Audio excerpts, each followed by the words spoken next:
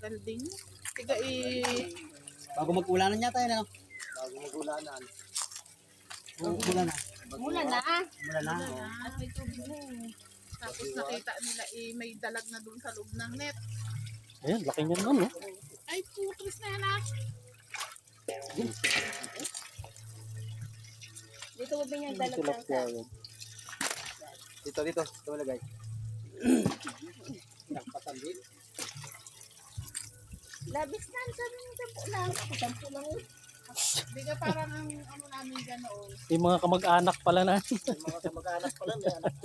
Ilan lang ang natira at gawa nga ng kinain ng dalag. Kung dabar, sakto lang ka na gano'n kadami. Kabala, ano nan? Anong tawag yan? Sabihan mo na kayo yung mga taga-sana siya. Saan tayo? Sabi nga, Di pag-iwalay na lang yung pagkain.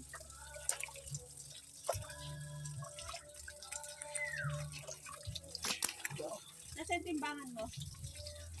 Andyan, silalim ng ano. Timbangan nasa isang praso mo. Sige nga. Sa kilo yan. sabi ko kayo sa laki yan. Yung malaki? Sa kilo yan.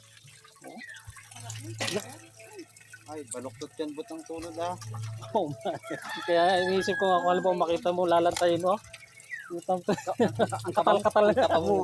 Malaki sabi niya sa lalim. Yung ganun nga alam masaya ka na yung makita ka ng ganun. Oo, mga ganyan kalaki. Maganda pala yung sibilan nakuha. Sana. Hindi. Ano lang talaga. Kaunti lang sila. Pero may laang na dyan, sa lawang yan.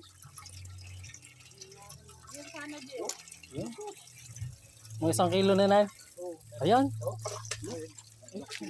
Ito may gito. Ate nga, iwi mo na tulak niya. Unahin mo yung ano, Kunin mo yung timbangan, dali. timbangan. Silalim mo yung ano, may mga baso doon.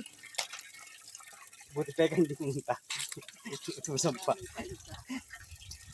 Sabi siya huwag kang pupunta eh. Matuto kayo ha. Masaya ko kayo ng baby. Grabe, oh. Ay, baka Magpadali. Sorry po, hindi ka po na-invite. hindi kayo magbibigay. Oo. Sabi ni. Malaki to. Sabi ni. Grabe ng mga tilapia ito. Kala mo gayong hindi ma-appreciate pala pagka ganyan. Nasaan ang timbang, ang bag, ano, planggana? Yup. Dito mo na sa kabila ilagay. Yan. Sa pagdikit. Ito ko lang yan. Ang laki naman.